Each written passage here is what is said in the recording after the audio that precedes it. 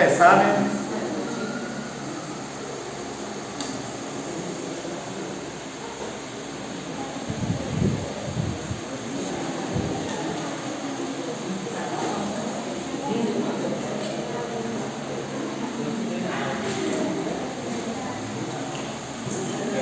Gente, bom dia, né? Vamos começar então. Hoje eu quero falar de uma coisa que até Deus me tocou para várias cedo sobre isso, sabe? Eu peguei, não foi de bate-pronto, foi abrir para ser Deus, dar uma mensagem, né? Então, Deus me colocou aqui no coração e veio essa palavra, sabe? Que chama integridade, né? Então, sempre eu falo de provérbio, mas em provérbio tem também falando sobre integridade. Então nós vamos abrir lá no Provérbio 28:6. Provérbio 28:6. Aí eu fiquei pensando, gente, o que é uma coisa íntegra, né? É uma coisa por inteiro, né? Se eu pegar aqui, vamos pegar aqui, por exemplo, um violão, né? O violão, se ele estiver faltando uma corda, ele não está completo, ele não está íntegro, né? Porque ele falta uma corda. Se ele estiver todo arranhado, você vai dizer, esse violão está precisando dar um verniz dele, né? Ele não está íntegro, ele está arranhado. Então a integridade, a pessoa íntegra é uma pessoa completa, né? Ela é completa, ela não tem defeito, ela se apresenta diante de Deus como perfeito, né? Íntegro, né? Então você fala assim, fulano é íntegro. Aí você fala assim, é confiável, né? Fulano não tem disso com ele. Eu posso confiar que é uma pessoa íntegra, uma pessoa correta, é uma pessoa que você pode confiar na palavra dela, né? Você sabe que ela não vai falhar com você. E é o que Jesus espera de nós, né? No nosso relacionamento com Ele, nós na igreja, na nossa fé, na nossa caminhada, né? Que nós sejamos íntegros. Então, o que ele fala aqui? Provérbios 28, eu vou ler o 5, porque eu achei interessante a gente pegar o 5 ou 6. Vamos pegar assim, ó. O 5 fala assim: os homens maus não entendem o que é justo, mas o que busca o Senhor entende tudo. Então, às vezes, a gente vê a pessoa que é má, ela com o pensamento todo distorcido, né? Não está enxergando. Aí você fala, gente, não pode, né? Fulano não vê isso. E muitas das vezes é a pessoa da nossa família, pessoa que a gente quer o bem e a pessoa não consegue. Você pode falar com ela. Por quê? Porque o Senhor precisa trabalhar o coração, né? Quando ele trabalha o coração da pessoa, não sai escândalo dos olhos, né? Como foi com Paulo, quando estava perseguindo a igreja. E não só as outras pessoas que a gente consegue ver, mas muitas das vezes nós mesmos precisamos disso. Porque às vezes nossa visão está distorcida, a gente não consegue ver daquela forma, você não consegue concordar com aquilo. E às vezes nós estamos errados, muitas das vezes nós estamos errados. Tanto é que nessa caminhada nossa, quando a gente vai amadurecendo, a gente vai vendo, eu não faria como eu fiz lá atrás. Hoje eu faria dessa forma, porque eu cresci, eu melhorei, eu amadureci, eu consigo ver de uma maneira diferente, de uma maneira correta, né? Então, assim, a gente tem que pedir muito a Deus para nos orientar através disso, para que nós não venhamos a ser enganados por nós mesmos, né? Por isso que na minha oração eu sempre uso aqueles 3 termos, né, gente? Eu repito toda vez, para nós não sermos enganados nem pelo homem, nem pelo inimigo e nem por nós mesmos. Nas minhas orações sempre eu peço esse Deus, sempre eu peço, porque se nós conseguirmos fechar esses 3 tópicos, não ser enganado pelo homem, não ser enganado pelo inimigo, né? Que é o demônio mesmo, é o nosso inimigo, e não ser enganado por mim mesmo. Então, se eu tiver essas 3 coisas, eu vou conseguir caminhar de uma forma mais íntegra com o Senhor, né? Então eu não vou ser enganado. E a gente tem na Bíblia vários de engano, né? Como Josué, quando entrou lá na terra, que tinha aquele povo que vestiu de trapo, e era da própria terra, e ele foi enganado, fez aliança com ele, né? Foi enganado pelo homem, né? E ele não consultou a Deus. Então é consultar o Senhor, né? A respeito disso. Mas aí ele fala aqui, ó. O 6 fala assim: melhor é o pobre que anda na sua integridade do que o perverso nos seus caminhos, ainda que seja rico. Então é melhor ser pobre ainda do que ser rico e perverso, né? Então aí nós vamos falar de uma pessoa aqui que é um exemplo de integridade para nós na Bíblia. Nós vamos falar dela, e eu vou ler alguns versos dessa pessoa, que é Jó, da integridade. Quando Jó chega diante de Deus, ele começa a se justificar, porque ele estava sofrendo, estava passando muitas dificuldades, né? E você sabe que ele perdeu os filhos, perdeu a mulher, perdeu toda a riqueza, era um homem rico e íntegro. Nós falamos aqui que é melhor o pobre na integridade do que o rico, o mal, né? O injusto e mal. Aí, por que eu quero pegar isso como palavra para nós iniciar o dia hoje? Porque muitas vezes na nossa vida você acha que você não merece passar certas coisas. Aí você fica questionando Deus, né? Eu estou passando isso, às vezes você ora, procura o Senhor, e aquela situação não muda. E você fala, Senhor, mas eu estou fazendo tudo certo, e fulano às vezes é mal, está melhor que eu. A gente tem mania de fazer isso. Quem nunca fez isso, gente? Eu já fiz isso. Eu acredito que cada um aí se identificou. Então, se você está passando um momento difícil agora, não vai por esse lado, porque a sua vida está nas mãos do Senhor. Como aconteceu com Jó, rico e íntegro, depois se tornou pobre, miserável, sem nada, perdeu os entes queridos todos, permaneceu íntegro.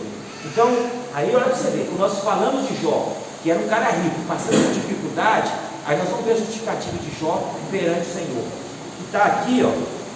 Vocês não precisam abrir não, gente, mas eu vou ler alguns versículos, tá? Que é Jó 31, né? Quando ele fala assim, Jó declara a sua integridade. Aí eu fiquei pensando, traz isso para nós. Será que nós somos tudo isso aqui que vai ser falado de Jó aqui agora? Será que nós temos essa integridade de Jó? Tá? É bom a gente pensar nisso, é para refletir. Fala assim, ó, Jó 31, diz assim, ó, fiz aliança com meus olhos, como pois os fixaria em uma donzela? Ele está falando o seguinte, eu fiz uma aliança, ele está comparando uma aliança que você faz marido e mulher, né? Eu fiz uma aliança com você, comparando com a aliança dele com Deus. Como fixaria eu e outro donzela? Quer dizer, jamais eu tenho uma aliança e vou cumprir ela. Eu vou andar à risca nela, eu sou íntegro, eu vou fazer. Eu não vou pisar na bola, ele quer dizer isso. Eu não traí o Senhor, eu não fiz nada de errado, né? Comparando quando um homem faz uma aliança com uma mulher e é íntegro com ela, ou a mulher com o homem. E como eu fixaria os olhos de outra donzela, né? Ele está falando. Depois ele fala aqui, ó, no verso 4: ou não vê Deus os meus caminhos e não conta todos os meus passos? Quer dizer, Deus sabe todas as coisas. Ele está falando assim, você não viu meus caminhos e meus passos? Se andei com falsidade e se meu pé se apressou para o engano, pese-me Deus em balanças fiéis e conhecerá a minha integridade. Ele está justificando, quer dizer, ele não roubou ninguém, ele não fez nada de errado, ele andou correto. No 9 ele fala assim, se o meu coração se deixou seduzir por causa de mulher, e se andei à espreita à porta do meu próximo, então moa minha mulher para o outro, porque tinha isso, né? É uma maldição, e é até hoje. Por exemplo, se o homem trai a esposa, ele está sujeitando que a mulher dele se deite com o outro. Ele está dando esse direito, porque na maioria das vezes acontece, né? Ou por vingança, ou por outros motivos, a pessoa acaba fazendo uma coisa errada. Então ele está falando o seguinte, eu não fiz isso, eu não traí o Senhor, eu não prostituí o Senhor com a minha fé, com os meus caminhos, eu permaneço íntegro. Isso ele está dando essa comparação, que ele manteve íntegro em tudo. Tanto ele mantinha com Deus, como mantinha com a esposa dele também, né? Jó tinha uma única esposa, né? E mesmo depois que ele perdeu tudo, todo mundo brinca com isso, quem ficou foi a esposa dele, né? Eles falam assim, eles deixaram a esposa, Deus preservou a esposa dele, e que no final estava até acusando ele, né? Falando assim, amaldiçoa já o Senhor e morre, né? E ele permaneceu filho, depois teve outros filhos, né? Vocês conhecem a história de Jó. Deus restituiu ele.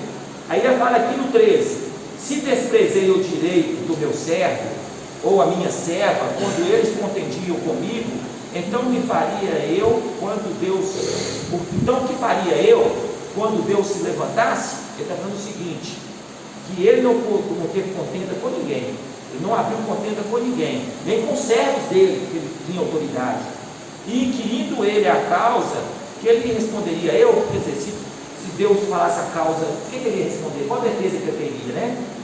Aquele que ele formou no ventre materno, não os fez também eles, ele respeitou até os servos dele, tratou com dignidade. Então ele foi correto, ele foi justo, né? Aí ele fala assim, no 19, para fechar, tá, gente? Senão eu vou acabar pregando no lugar do Guilherme aqui. Se alguém vir perecer,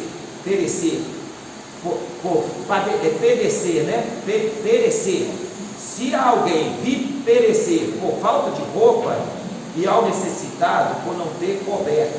Então ele está falando o seguinte, ele cuidou do pobre, ele cuidou do necessitado, se ele viu alguém sofrendo por falta de uma roupa, ele foi dar e ajudou. É a caridade que o Senhor pede para a gente fazer, né? A gente ajudar o mais pobre, a gente ajudar quem está carente, para a gente não negar. Deus pede isso para a gente não negar, né? E Ele fez caridade. Então o Jó, tudo que você vê da caridade de Jó perante o Senhor, é o que nós devemos ter. Agora, nós estamos indo por um Jó, que foi íntegro tanto na riqueza, na felicidade de bens e tudo, de servos, depois ficar sem nada, perder até os próprios filhos, né? Quando a gente pensa assim, perder o filho, você fala, nossa, eu não quero nunca imaginar isso. E Jó não se revoltou contra o Senhor, ele manteve íntegro, tanto na riqueza como na pobreza. Então, gente, é um chamado para nós, para ser íntegro com o Senhor. Seja lá o que você estiver passando, seja lá o momento, seja íntegro, porque o Senhor cuida de nós. Ele cuida e sabe todas as coisas. Por que ele teve que fazer Jó passar por tudo isso? A gente para pensar, né? Jó não tinha nada. Eu acredito que se nós não tivéssemos exemplo de Jó, nós ficaríamos justificando com o Senhor. Agora, quando você cai em Jó, que justificativo que nós temos, gente? Quando você cai em Jó, aí você fala assim, mas vai restituir tudo. Mas Jó não, se Jó tivesse morrido, mesmo sem Deus restituir ele estaria na glória, ele estaria no lucro ainda. E a gente também está justificando, não é isso? Então é pensar nisso, gente. Hoje a palavra é integridade com o Senhor, seja lá o que você estiver passando. Bem? Vamos orar? Vamos orar, porque aí você já adianta também o seu.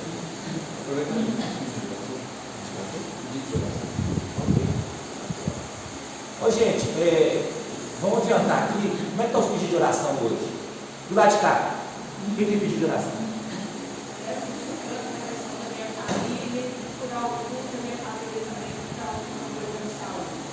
Saúde e confessão.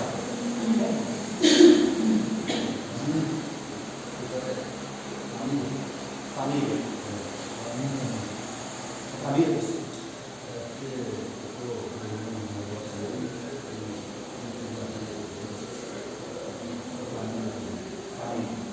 Mais alguém, gente? Pode falar? Da minha família e da minha irmã. Família e irmã. Mais alguém? Aqui agora. Pedido de oração. Mais alguém? Saúde. Mais alguém? Pode ficar? Então agora pular de lá agora. Lá atrás. Ai, você é besta. Deus ajuda. Tudo bem.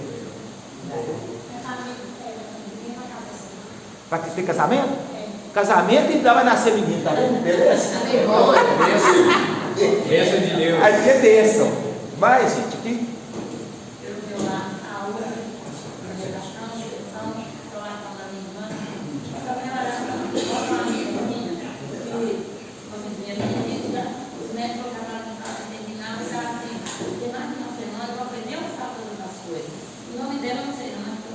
Isso é uma lista, né?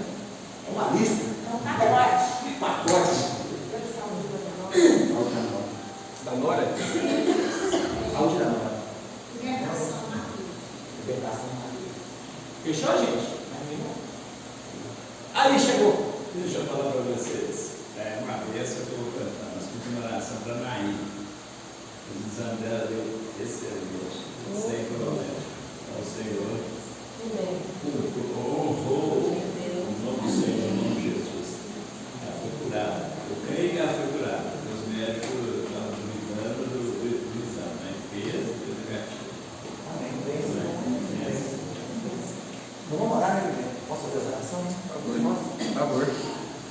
Senhor Jesus, ó Pai, perdoa os nossos pecados. Ó Jesus, falamos aqui de bênçãos, Senhor, e também estamos falando de necessidade, Senhor. Foi colocar diante do Teu altar todos esses pedidos, Senhor. Ó Jesus, nós precisamos do Senhor. Sem o Senhor não somos nada, Senhor.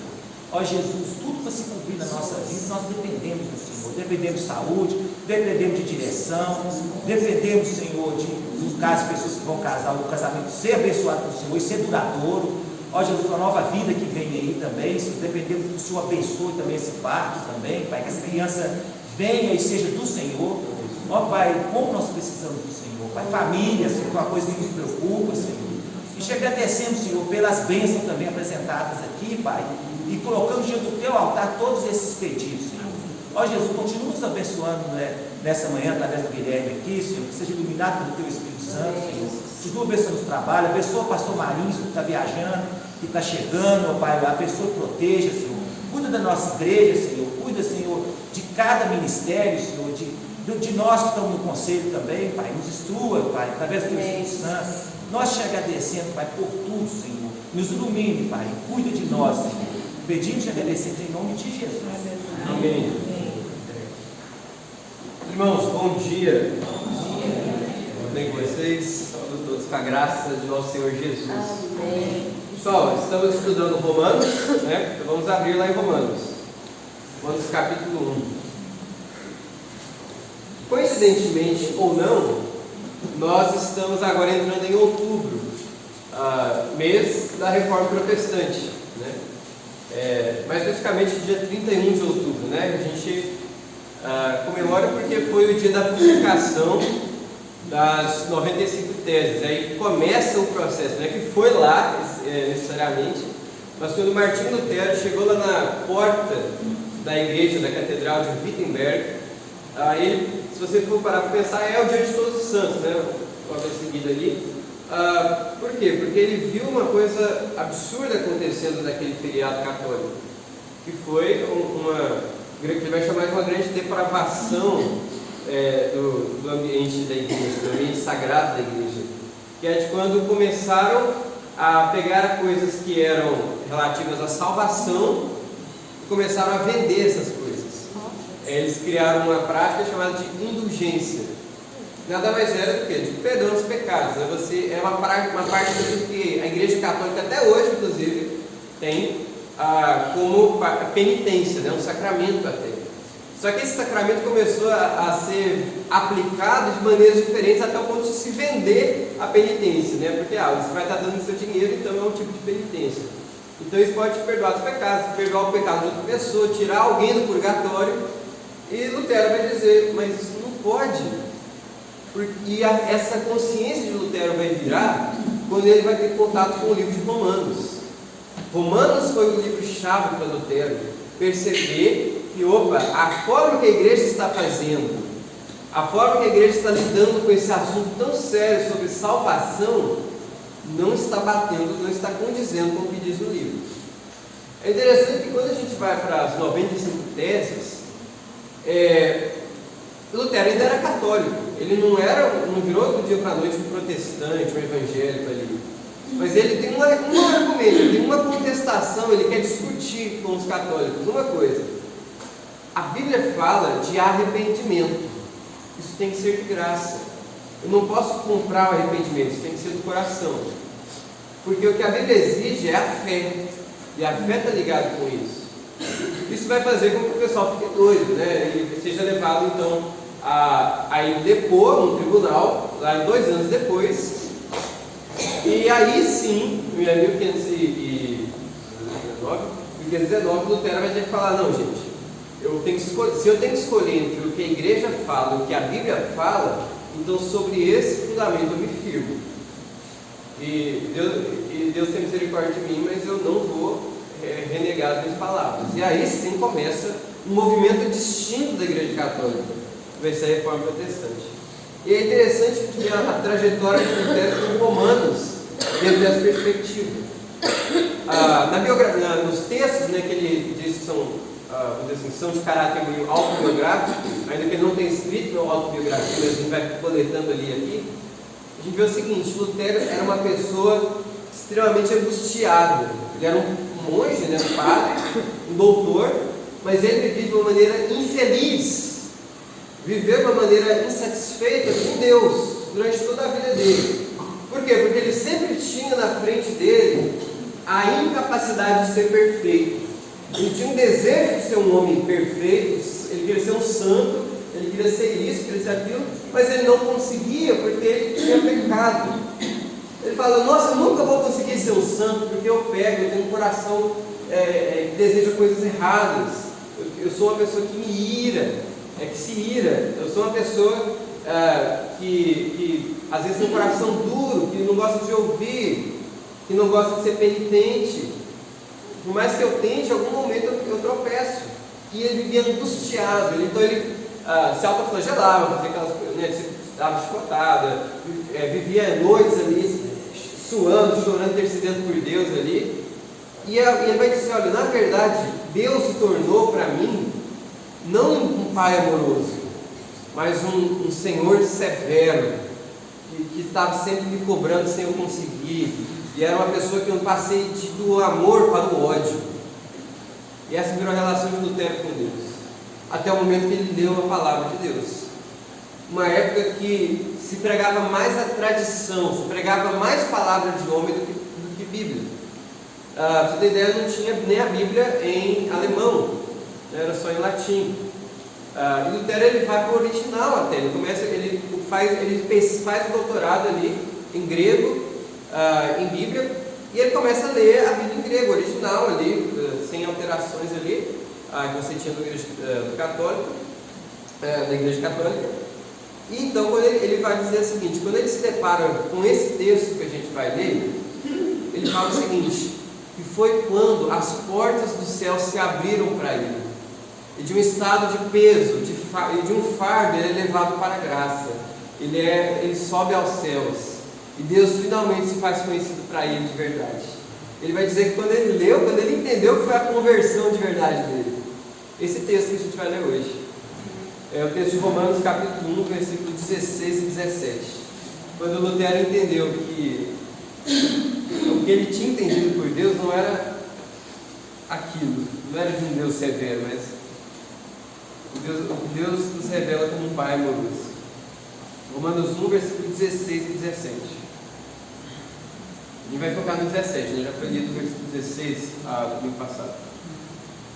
Pois não me envergonho do Evangelho, porque é o poder de Deus para a salvação de todo aquele que crê, primeiro do judeu, também do grego, visto que a justiça de Deus se revela no Evangelho, de fé em fé, como está escrito, o justo viverá por fé. Vamos orar. Senhor, tua palavra foi lida, Deus. O único versículo aqui é capaz de mudar toda a nossa perspectiva sobre o Senhor. Consequentemente, é capaz de mudar toda a nossa trajetória de vida cristã, de culto ao Senhor, de adoração, de temor, de liberdade. Ó Pai, tem misericórdia de nós nesse momento, nos capacite para entender Sua palavra, pelo Teu Espírito Santo, aquele que é o nosso ajudador, aquele que nos leva para o conhecimento de Cristo Jesus, que nos guia para toda a verdade, como o próprio Senhor Jesus nos informou. Nos abençoe nisso, Pai, em nome de Jesus. Amém. Pessoal, nós estamos vendo que Paulo, ele escreve Romanos para uma igreja que ele provavelmente não conhecia ele, então ele dá toda aquela dedicatória, ele explica ali quem ele é, ele dá umas palavras sobre a respeito dele, de quem ele é, uma introdução, faz um prólogo sobre quem ele prega, que é sobre Cristo Jesus, o Filho de Deus, vindo da linhagem de Davi, nosso Senhor. E ele fala basicamente o desejo, o porquê que ele escreve essa carta, né? E basicamente é porque ele quer conhecê-los, ele quer chegar lá e ele quer poder compartilhar de dons espirituais. Para isso ele faz uma apresentação do Evangelho, ele faz uma grande declaração do que é o Evangelho, que é a carta de Romanos aqui. Carta de Romanos, ou seja, basicamente ele vai começar a narrar, vai começar a expor sobre o significado do Evangelho que eles já conhecem para a nossa vida.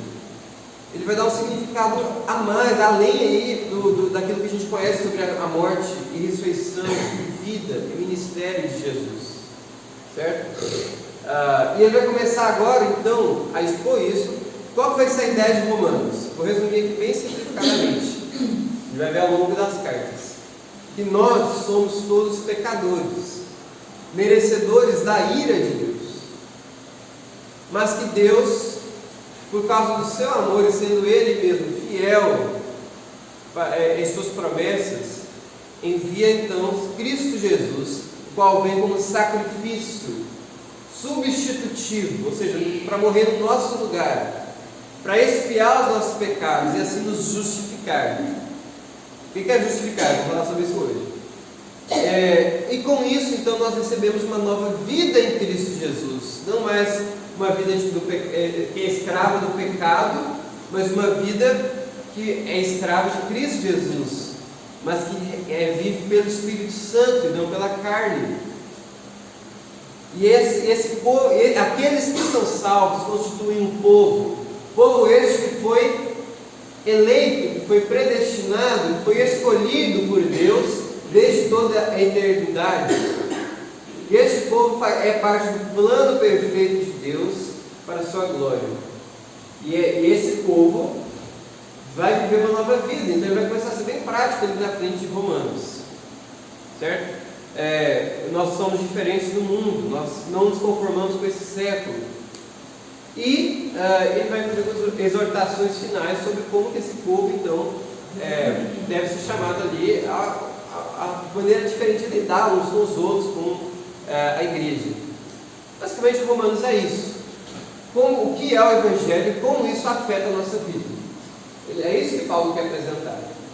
E tudo isso está enraizado nesses versículos. Mas, mais precisamente nessa frase: o justo viverá por fé. Certo? Vamos então explorar isso, que vai ser essencial para a gente entender toda a carta. Beleza? Olha, então a gente viu, eu não me envergonho do Evangelho, né? Ele se coloca como um anunciador do Evangelho. Ele fala, eu não me envergonho do Evangelho, porque esse Evangelho é o poder de Deus para o quê? O que está dizendo no versículo 16? Para a salvação. Ou seja, eu sou salvo através daquilo que o Evangelho faz em mim. Mais precisamente, por crer no Evangelho, né? A salvação de todo aquele que crê. Ou seja, Paulo está dando um anúncio. Eu só posso ser salvo quando eu creio no Evangelho. Tá? É basicamente essa a ideia. Primeiro do judeu e também do grego. O que isso quer dizer? Ele apresenta o Evangelho, pessoal. Não é uma filosofia exatamente. O Evangelho não é uma lista de regrinhas, que seria lei até. O Evangelho é uma mensagem, é uma boa notícia. Se é uma notícia, é uma mensagem, é porque é um fato que aconteceu, correto? Que fato é esse que aconteceu, que a gente demarca como Evangelho? A morte de Jesus. Não só a morte de Jesus, mas o evento de Jesus Cristo, vou dizer assim: seu nascimento, vida, morte, ressurreição, ascensão e vindouro retorno. Isso se configura como Evangelho. Mas nós ainda estamos no Evangelho. Não, perdão, eu vou melhor dizendo, o anúncio que ele vai vir, tá? O Evangelho aconteceu, tá? Essa é a ideia. Cristo Jesus veio, morreu, encarnou-se, morreu pelos nossos pecados, ressuscitou o terceiro dia. Isso é Evangelho.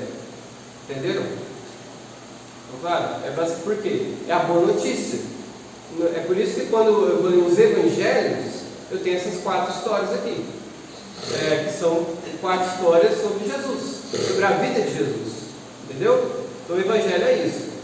Agora, por que isso é uma boa notícia? Porque essas coisas que Jesus fez, elas têm um significado tremendo para a nossa vida. E eu preciso entender o que isso significa também para entender o Evangelho. Entendeu? E é o que Paulo está querendo fazer. Por que é importante que Jesus tenha vindo, se encarnado? Por que é importante que Jesus tenha morrido na cruz? Qual que é o significado disso? Entendeu? Então, quando eu creio nessa mensagem, quando eu creio, eu tenho a recepção aqui por fé, de que Jesus de Nazaré era o Cristo, Filho de Deus, qual foi levado para o madeiro, morreu e ao terceiro dia ressuscitou. Isso então é suficiente para me salvar, para nos levar ao céu. Como que crer em uma mensagem pode nos salvar? É o que Paulo quer apresentar nesse livro. Entenderam? E ele vai apresentar, olha, visto o quê? Ou seja, vai explicar. Antes, só ler aqui. Primeiro do judeu e também do grego. O que isso quer dizer? Que essa mensagem, essa notícia, apareceu primeiro para quem? Aonde que Jesus morreu? Pode falar alto. Jerusalém. Jesus morreu ali lá de fora de Jerusalém. Mas saiu caminhando de dentro da cruz. Jerusalém fica em qual país? Israel, certo? Então, ou seja, quem mora em Israel eram os judeus. Tranquilo isso, né? Então por isso está falando. Primeiro, quem ficou sabendo primeiro do Evangelho? Os judeus.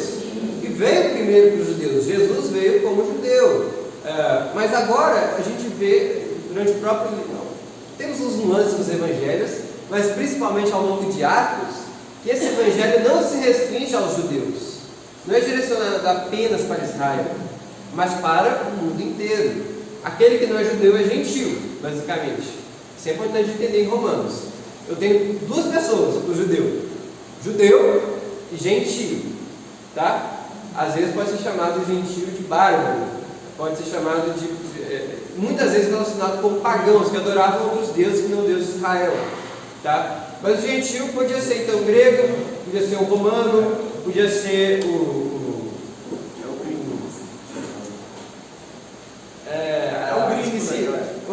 aqueles que eram os bárbaros mesmo, né, que moravam nas tribos germanos. Os germanos podiam ser pessoas, os cuxitas, os etíopes, ou seja, os africanos. Nós somos gentios? Sim, a menos que você seja da tribo de Levi ou da tribo de Judá e tenha sido circuncidado e tudo mais, você é gentio, entendeu? Nós brasileiros somos gentios. E o Evangelho chegou para nós brasileiros também, mesmo tendo vindo do Antigo Testamento, dos judeus, certo? Aquilo que foi revelado aos judeus. Nós fazemos parte agora disso. E Paulo vai explicar isso lá na frente também, vamos com calma. E agora vai explicar, olha, então eu sou salvo por crer no Evangelho. Evangelho que vem primeiro o judeu, também é o gentio, visto que, vamos ver como é que Paulo explica isso, como é que eu sou salvo pela fé? Como é que eu posso ser salvo crendo em algo? A justiça de Deus se revela no Evangelho, de fé em fé, como está escrito, justo viverá por fé. Então o grande ponto é, por que eu posso ser salvo crendo no Evangelho? Ele está dizendo, porque no Evangelho nós podemos conhecer a justiça de Deus. Justiça de Deus. Esse é o grande ponto. Esse é o grande chavão. Obrigado. Vamos lá. Oi? Pessoal, o que vocês acham que isso quer dizer? Se você precisasse explicar isso para alguém hoje, a justiça de Deus revela no Evangelho. Que alguém perguntasse, cara, não é crente, você não pode falar não sei. Você tem que saber da razão da sua fé. O que é isso?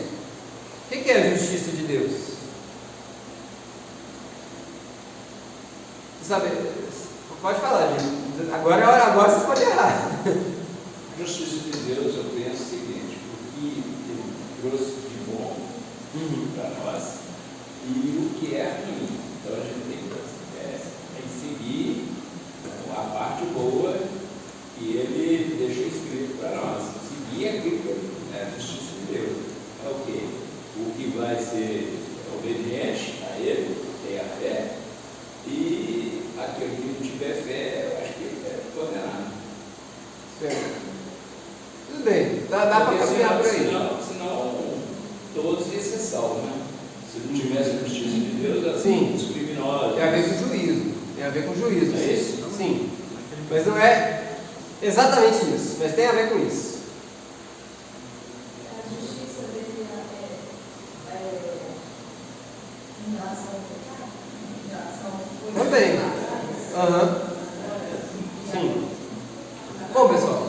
Desculpa, você estava falando de cortês. É a justiça através de Jesus, como foi feito lá atrás, né? Com Adão e Eva, né? Trouxeram o pecado, e agora Jesus veio todo mundo pecado. Isso mesmo. É por aí mesmo. Muito bom. Tem alguma coisa a ver com a lei? Porque a lei é impossível obedecer.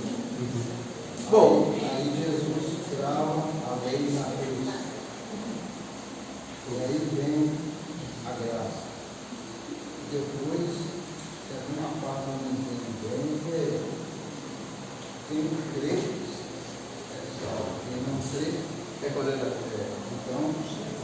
13. Mas fala que a fé é dom de Deus, a fé vem de Deus. Vem de Deus, sim. Então não é por esforço próprio. Então, Sim, com certeza. A pessoa que crê será salva. Quem não crê vai estar condenado. Então eu penso que a justiça de Deus está nesse ponto. A pessoa creu. Aí tem a ver com o que o Beto falou, porque tem a ver com condenação, com juízo mesmo, né?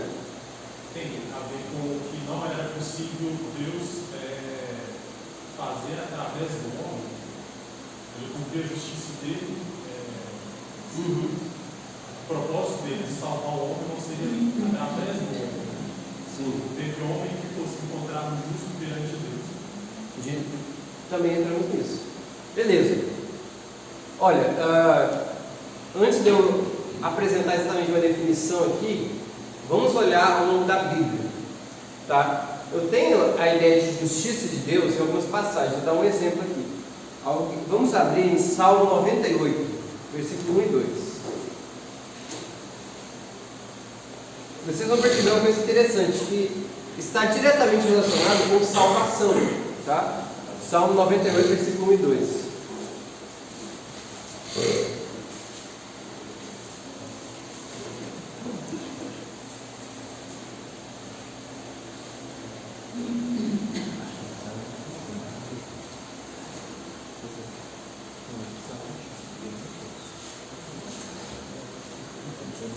Olha aqui, vou ler aqui. Cantai ao Senhor um cântico novo, porque Ele tem feito maravilhas. A sua destra e o seu braço santo lhe alcançaram a vitória. O Senhor fez notória a sua salvação, manifestou a sua justiça perante os olhos das nações. Lembrou-se da sua misericórdia, da sua fidelidade para com a casa de Israel. Todos os confins da terra viram a salvação do nosso Deus. E lá no versículo 9 do mesmo salmo diz: na presença do Senhor, porque Ele vem julgar a terra. Vamos para exaltarem, né? Para louvar. Julgará o mundo com justiça e os povos com equidade. Então, perceberam que ele faz essa relação que Deus mostrou sua justiça com salvação? Legal, né? Vou mostrar outro texto aqui.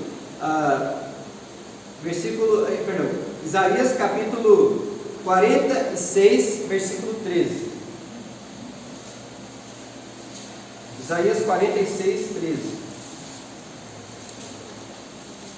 Alguém lê para mim?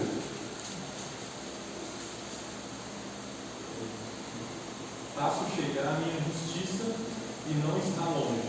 A minha salvação não tardará, mas estabelecerei em Sião o livramento e em Israel a minha glória. Beleza. Então, novamente, o que ele está falando novamente? Um ato de restauração ali, de salvação do povo, com esse chamado de justiça. Entendeu? Juízes capítulo 5. Deixa eu achar aqui. Eu esqueci de marcar.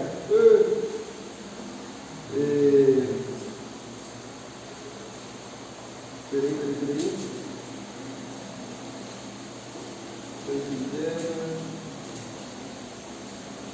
Não! Eu não sei onde está o versículo. Eu não vou ficar rolando aqui para achar. Mas no Cântico de Débora, nós também vemos a expressão, a justiça de Deus. Que tem a ver com o quê? Quando povos inimigos vêm ali para Israel e ele salva Israel. E então é manifesta a justiça de Deus por meio da salvação. Então o que é a ideia aqui de justiça? Não estou falando apenas, tem a ver, mas não apenas do fato de que Deus é justo, certo? De que Ele faz as coisas retas, que Ele é correto. Mas é um ato que Deus faz ao longo da Bíblia, essa expressão tem a ver com o quê? Com o ato de Deus realizar justiça. O que seria então isso? De salvar o justo e punir o injusto. Então, ou seja, de realizar juízo, certo? Basicamente é isso. E qual que é o ponto aqui? Ele vai citar um versículo até. A justiça de Deus se revela no Evangelho, de fé em fé, como está escrito, ou seja, vai demonstrar que está no Antigo Testamento, nesse versículo: o justo viverá por fé. Vamos lá, valendo R$1 milhão. Onde que está escrito isso? Você falou que como está escrito, onde está escrito? Abacuque o quê? Errou! Perdeu. Você viu que eu tive que dar uma apertada, senão eu ia perder R$1 milhão. Abacuque 2, versículo 4. Vamos abrir lá. Missão do diabo é achar onde está Abacuque.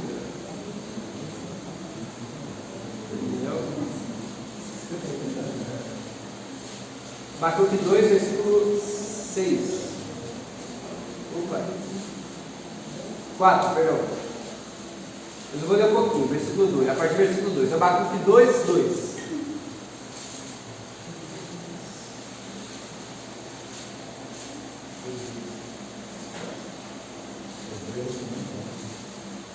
Tem Hebreus, cita esse versículo também.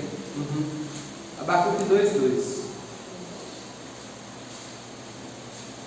O Senhor me respondeu e disse: escreve a visão, grava sobre tábuas, para que a possa ler até quem passa correndo. Porque a visão ainda está para cumprir-se no tempo determinado, mas se apressa para o fim, não falhará. Se tardar, esperam, porque certamente virá, não tardará. Eis o soberbo, sua alma não é reta nele, mas o justo viverá pela sua fé.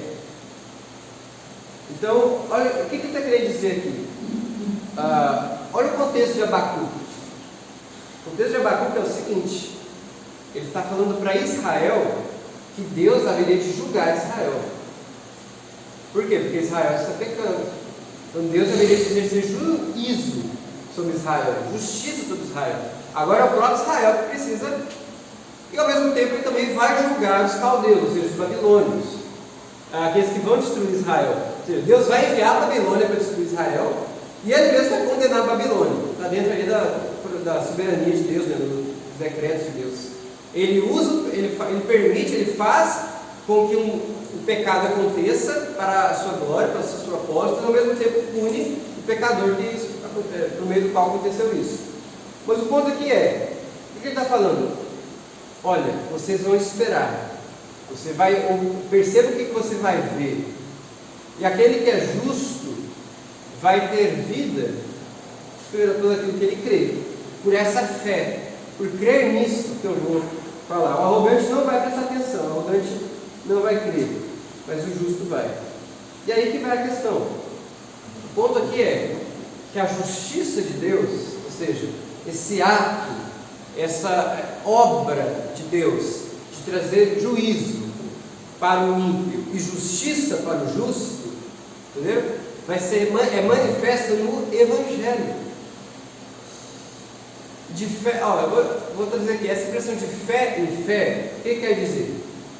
De fé, minha fé, em fé. Ou seja, a ideia de que é anunciado, entendeu? Que é passado, que é transmitido, que é anunciado, é proclamado. O Evangelho tem esse caráter de como uma mensagem de ser passado para frente, certo? Qual que é a ideia? Essa justiça de Deus, ela aparece no Evangelho. Esse ato de Deus julgar o ímpio, castigar o ímpio e salvar o justo. E aí que está a questão. E a justiça de Deus também apresenta no comportamento do filho dele, né? Filho de Deus. Por quê? Porque a pessoa que aceitou Jesus, ele não é igual o resto do mundo. Então as pessoas veem aquela pessoa diferente. Ele tem um outro comportamento, ele tem apresenta uma outra forma de ser. Não que ele muda, ele muda. A própria palavra fala, você tem que nascer de novo, você poder ir para o céu, né? Você receber agora. Então a justiça de Deus, ela apresenta até nos sojantes, em nós. Eu penso dessa forma, sabe? Sim, vamos caminhar para ele. Pessoal, está claro aqui que essa ideia de justiça de Deus é punir o ímpio, punir o pecador, castigar e salvar o justo. Tá certo? Ficou claro isso? Então a gente tem um problema agora. Todo mundo é pecador. Consequentemente, todo mundo merece o quê? Salvação? Punição, castigo. Como Deus pune o pecador? Com o inferno. O inferno, pessoal, é a ira de Deus. A gente às vezes tem a ideia de que o inferno é onde Deus não está. O inferno é a parte ali que ficou, Deus deixou para o diabo, a herança do diabo ali, e Deus ficou falando, estou fora disso aqui. Quem quiser estar comigo, vamos embora, que isso aqui não está legal não. A gente tem essa ideia, né? E o inferno é tipo o diabinho lá, espetando assim com os garfinhos as pessoas. Os irmãos, Jonathan Edwards diz o seguinte, que a pessoa que está no inferno, ela só tem um desejo, que esse desejo é a ausência de Deus. Porque no inferno Deus está presente em toda a sua potencialidade, mas não em graça, em ira. E essa ira de Deus, você pode ver no versículo 18, vai ser o que ele vai começar a falar, olha ali. A ira de Deus se revela do céu contra toda a impiedade e perversão dos homens, que detêm a verdade pela injustiça. Não vou entrar nesse versículo de semana que vem, o pastor, na semana que vem assim, na outra. Mas o problema aqui, eu quero demonstrar, é a ira de Deus, a punição de Deus, o castigo de Deus, é a ira, certo? Ou seja, o pecador merece a ira, o justo merece a salvação. Muito simples. E aí a gente entra nesse problema, é o que Paulo quer mostrar. Nós merecemos a ira, porque nós somos pecadores, nós merecemos o castigo, e não há nada que a gente possa fazer que possa resolver esse problema.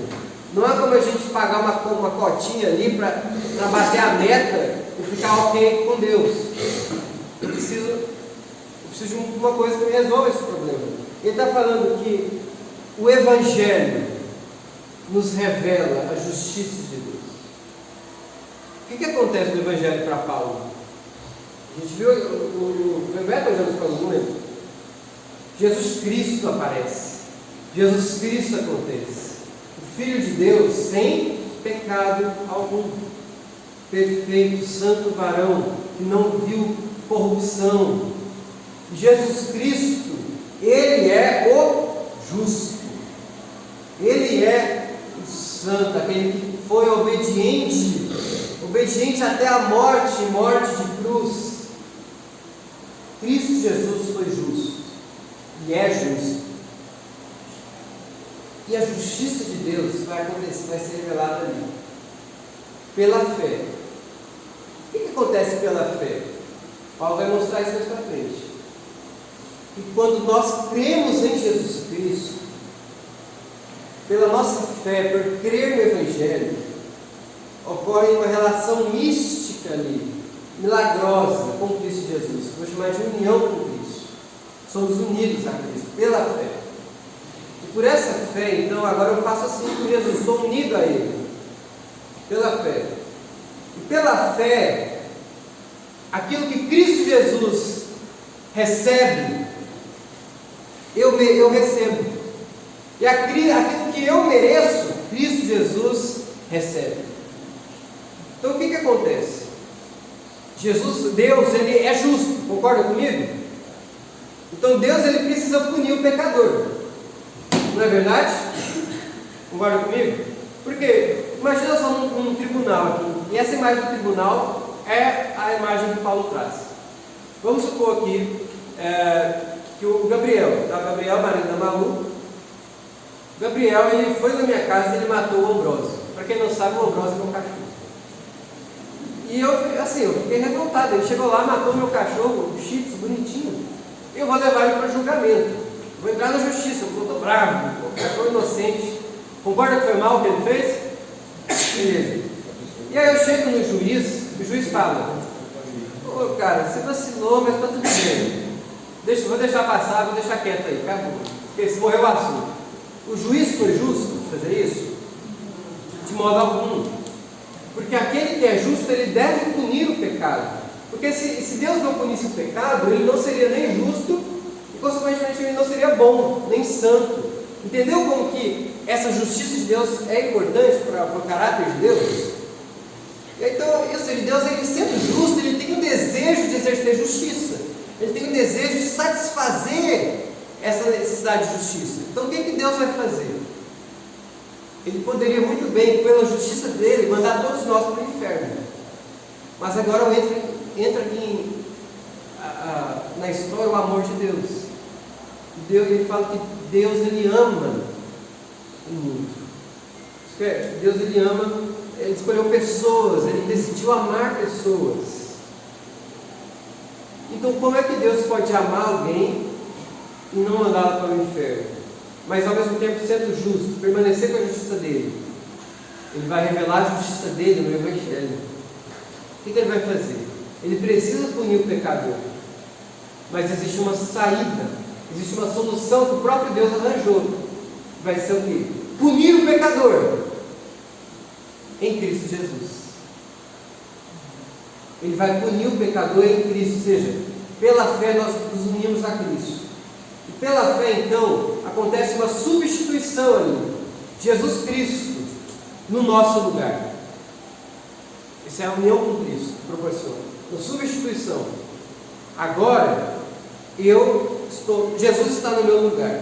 Então, se eu merecer a ira, Ele é capaz de propiciar essa ira por mim. Eu vou falar no capítulo 3 isso.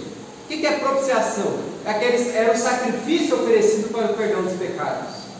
Mas não era simplesmente perdão por perdoar. O animal, ele recebia a ira de Deus no sacrifício. Por isso que o pecado era expiado no povo de Israel. E Jesus é esse cordeiro de Deus que tira o pecado do mundo. Ou seja, tira a condenação. Ele vem, para morrer no nosso lugar. A gente fala, todo mundo sabe disso desde criança, quase. Jesus morreu no nosso lugar, morreu pelos nossos pecados. Mas às vezes a gente falta ali a chavinha do que isso significa. Significa que Jesus sofreu a ira de Deus, o castigo, ele foi punido por Deus. Uma coisa dura de se falar, mas é exatamente a linguagem de Isaías 53, daquele que viria, o servo de Deus que viria como um cordeiro, e ele haveria de ser o quê? De ser esmagado pelo Pai, por Deus. É uma coisa dura. A ideia de que na cruz, Jesus Cristo, ele é esmagado por Deus. Ele é torturado, ele sofre uma pena. E não é apenas uma pena humana, uma pena física, mas é a ira de Deus. Calvino vai dizer uma coisa muito interessante, que na cruz, só um segundo, na cruz Jesus sofreu as dores e as penas do inferno. É muito bom essa explicação que você está dando aí, porque é o seguinte, muitas pessoas morriam na cruz, quando Jesus morreu. Sim. Só que aí, o que estava sobre Jesus é muito mais pesado do que uma pessoa simplesmente morrer na cruz. É isso que você está passando para nós aqui agora. É isso mesmo, é pesado. A gente não consegue imaginar o que foi o sofrimento dele. Porque não foi um sofrimento como se eu morresse na cruz ou você morresse. É muito mais do que isso. O sofrimento é muito maior, porque ele está carregando o pecado do mundo sobre ele, né? E a ira de Deus sobre ele, que não é simplesmente você morrer. Exatamente. É o que? O significado que Jesus morreu na cruz no nosso lugar. Que ele pagou nele, na carne dele, a ira de Deus, a punição do nosso pecado. Nesse você queria falar? Porque sim, tem uma coisa que, igual em Romanos 3, fala assim, que todo ser humano que nasceu, ele está nascendo, ele já nasce separado de Deus. E uma coisa que acontece quando está na cruz é que quando Jesus fala para Deus, por que me abandonaste? Foi um momento assim que Deus vira as costas para ele por causa do peso do pecado que ele carregou. Sim.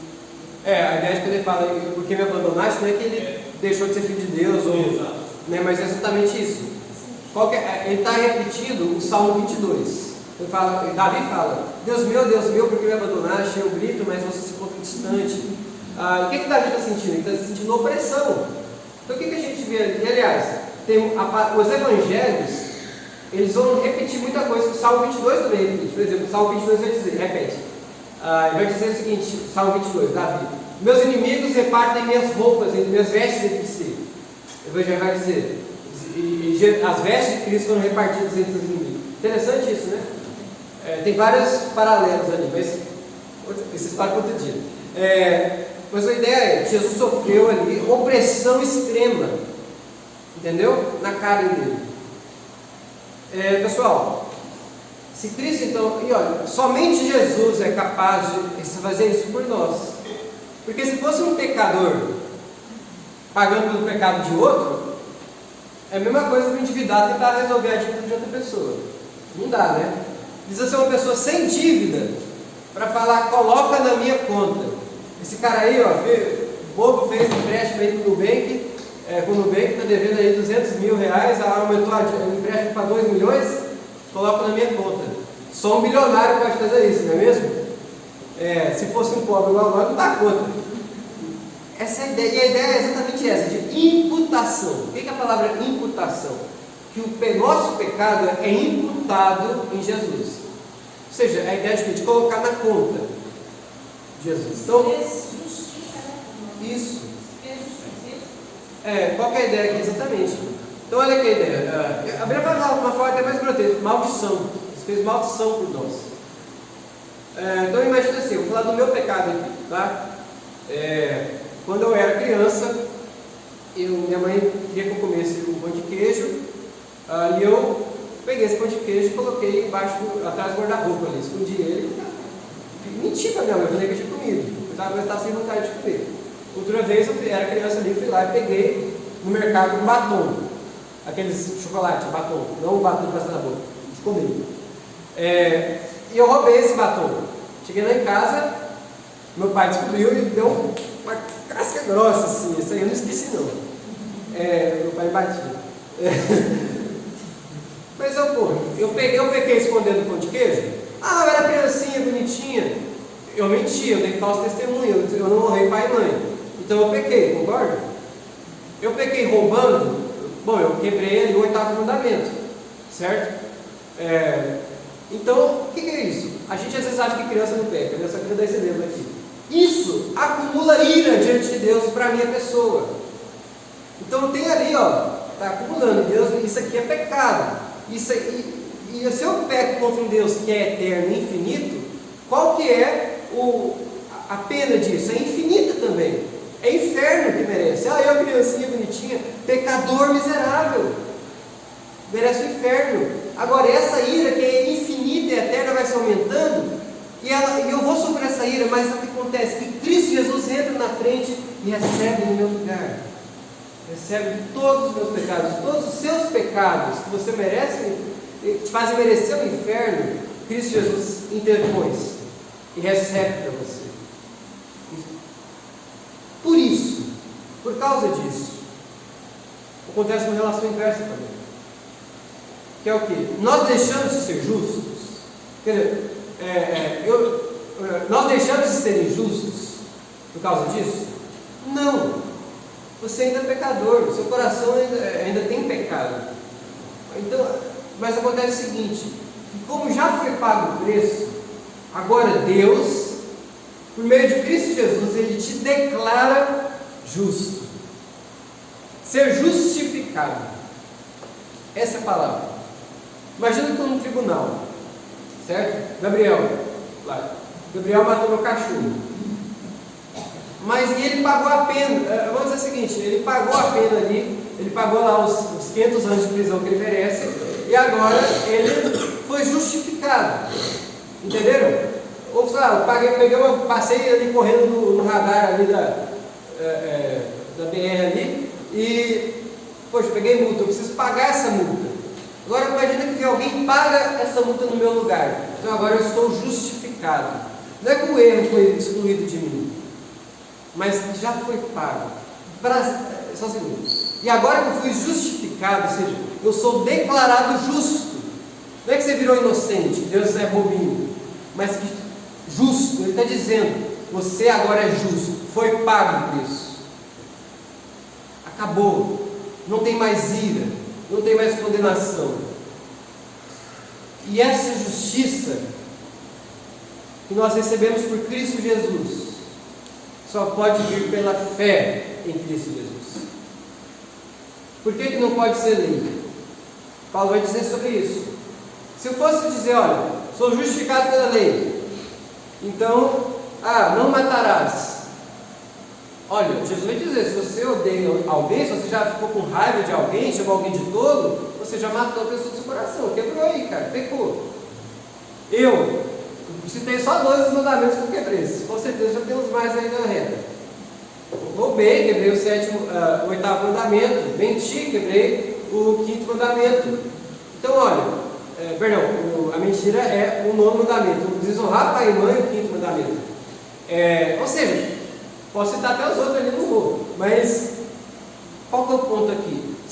Tiago mesmo vai falar, se eu rompo com um dos mandamentos, se alguma vez na minha vida eu pequei, então minha vida inteira eu já estou condenado, eu já pequei completamente contra Deus. Entendeu? Não tem pecadinho, pecadão nesse sentido. Esse tem consequências maiores e menores de pecado, isso é um fato. Mas diante de Deus é tudo pecado. E já é passível de ira de Deus. Certo?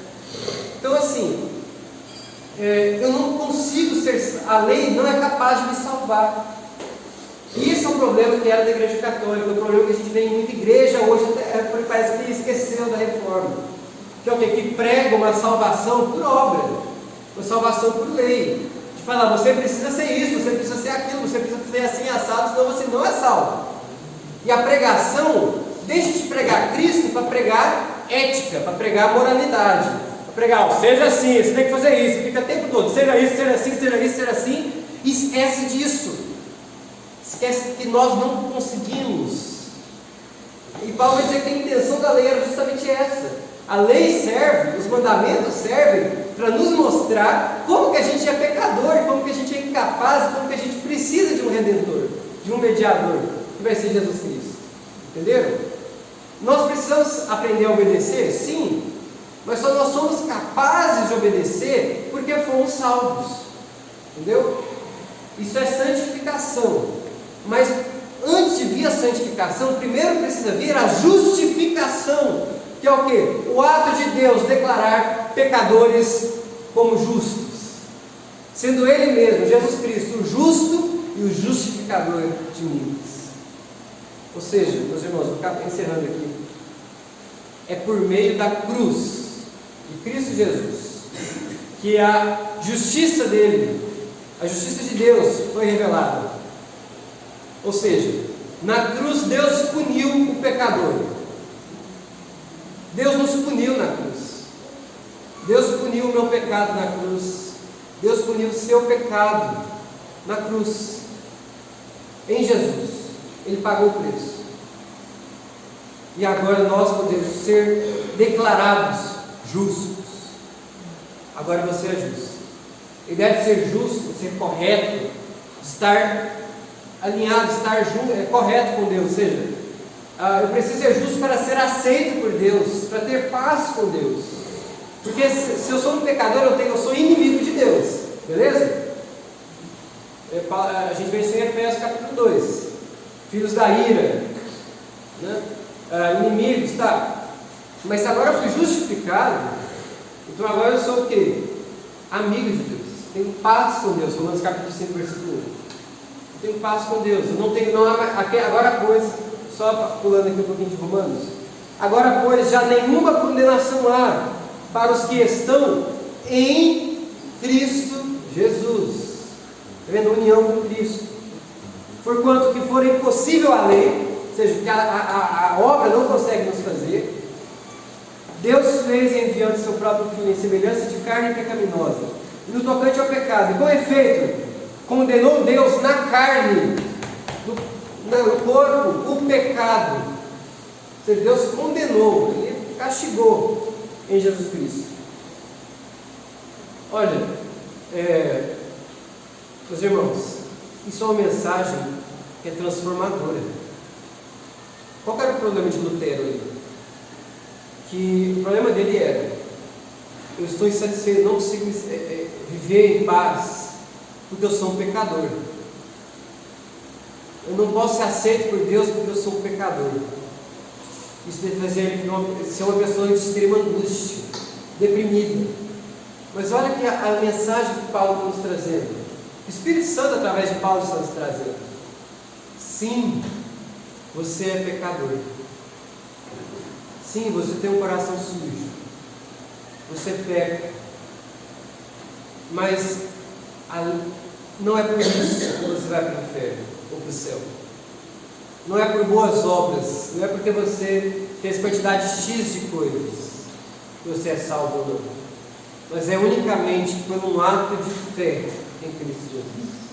Um ato de crer no Evangelho nos garante a salvação, porque Deus é amor, e sendo Ele rico em misericórdia, nos logrou, nos deu uma salvação absoluta. Porque desde antes da eternidade, o seu nome estava no plano de Deus. E Ele falou: esse aqui eu não vou deixar perdido. Esse aqui eu não vou deixar ser condenado pelos próprios pecados. Esse aqui eu vou enviar meu filho para morrer por essa pessoa. Isso é amor de Deus, gente.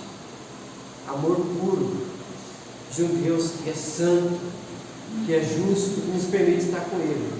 Por isso, o justo, ou seja, aquele que é justificado, recebe vida pela fé. Isso nada mais é do que a implicação de João 3,16. Porque Deus amou o mundo de tal maneira que deu para morrer o seu único filho, para que todo aquele que nele crê não pereça, mas tenha a vida eterna. Meus irmãos, nós somos salvos por obras, sabia? Não pelas nossas obras, pelas obras de Cristo Jesus, pelos méritos de Cristo Jesus. E você tem que entender isso. Não há nada que você possa fazer para ser salvo, para ser aceito por Deus, para ir para o céu. Nada. Você é pecador, você precisa reconhecer a sua miséria e se arrepender desse pecado.